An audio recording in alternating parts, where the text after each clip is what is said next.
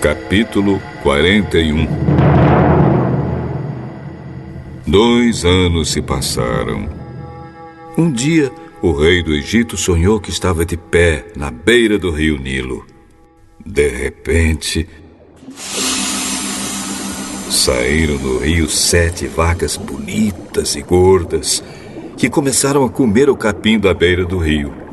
Logo em seguida, saíram do rio outras 7 vacas, feias e magras, que foram ficar perto das primeiras vacas na beira do rio. E as vacas feias e magras engoliram as bonitas e gordas. Aí o rei acordou, mas tornou a dormir e teve outro sonho. Desta vez ele viu 7 espigas de trigo que saíam de um mesmo pé. Elas eram boas e cheias de grãos.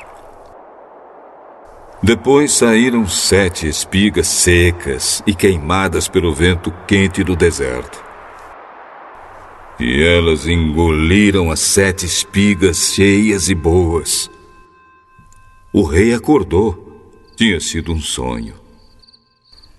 De manhã ele estava muito preocupado e por isso mandou chamar todos os adivinhos e todos os sábios do Egito.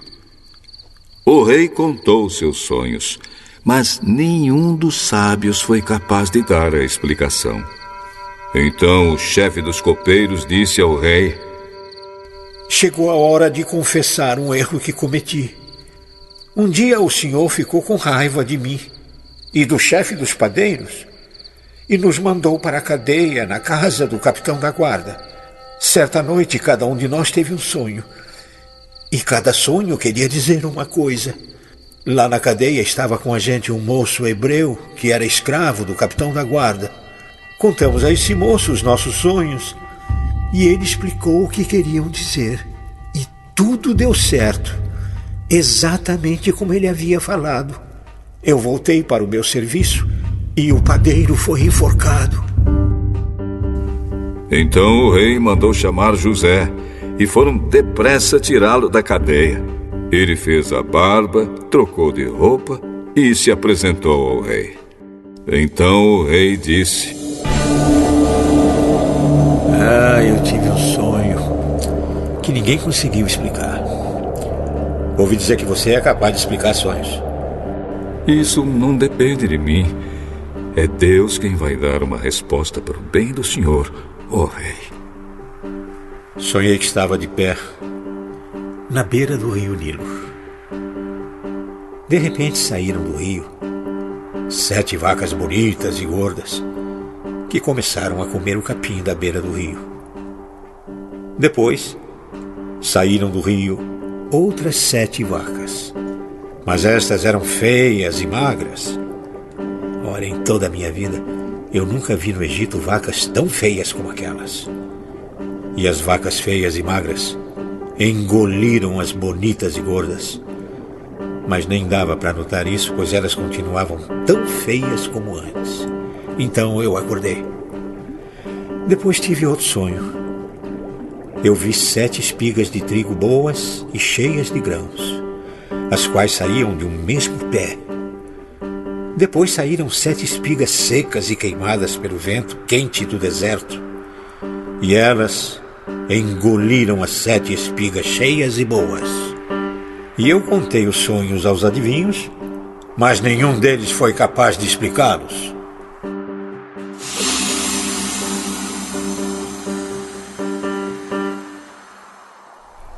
Os 2 sonhos querem dizer a mesma coisa. Por meio deles, Deus está dizendo ao Senhor o que Ele vai fazer. As 7 vacas bonitas são 7 anos e as 7 espigas boas também são. Os 2 sonhos querem dizer uma coisa só.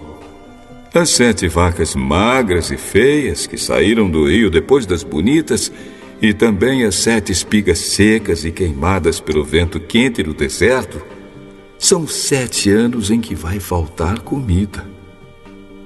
É exatamente como eu disse. Deus mostrou ao Senhor, ó rei, o que ele vai fazer. Virão 7 anos em que vai haver muito alimento em todo o Egito.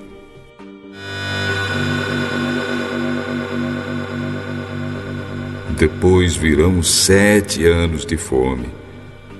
E a fome será tão terrível que ninguém se lembrará do tempo em que houve muito alimento no Egito. A repetição do sonho quer dizer que Deus resolveu fazer isso e vai fazer logo.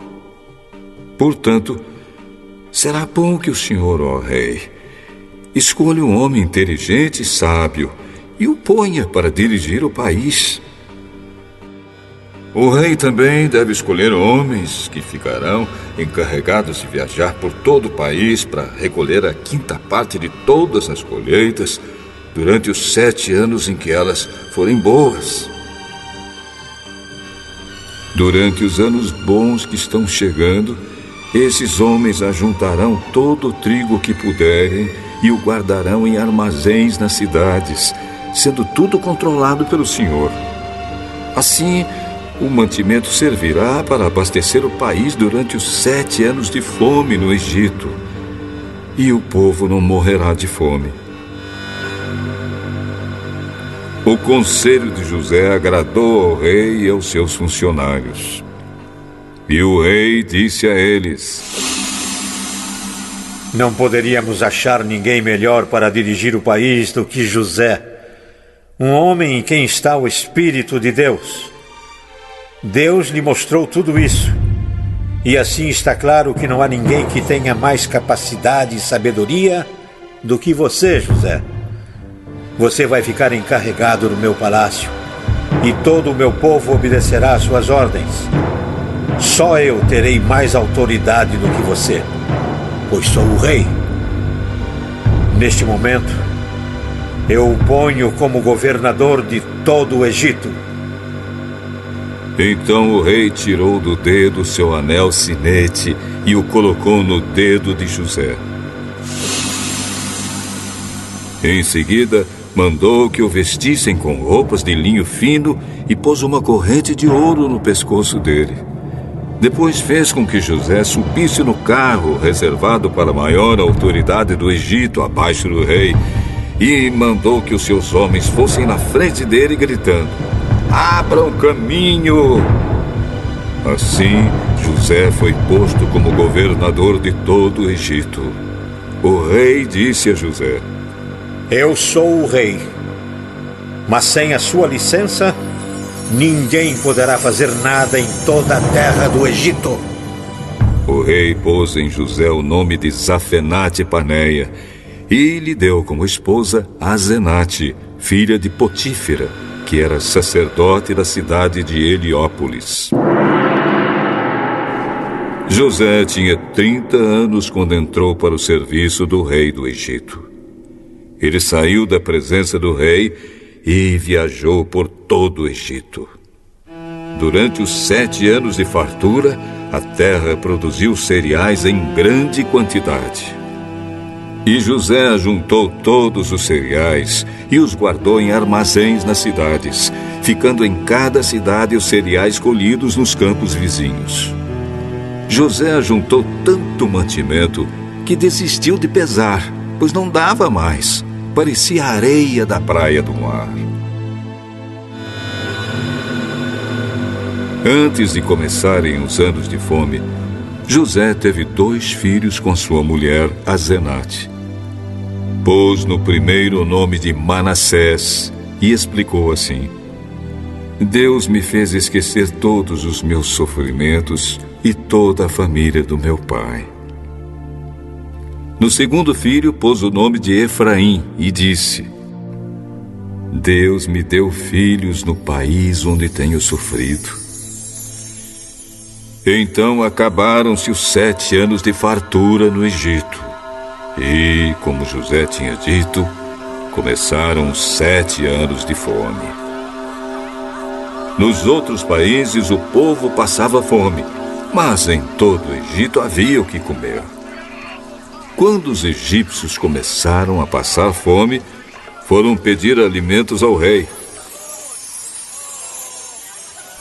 Vão falar com José e façam o que ele disser. Quando a fome aumentou no país inteiro, José abriu todos os armazéns e começou a vender cereais aos egípcios. E de todos os países vinha gente ao Egito para comprar cereais de José, pois no mundo inteiro havia uma grande falta de alimentos.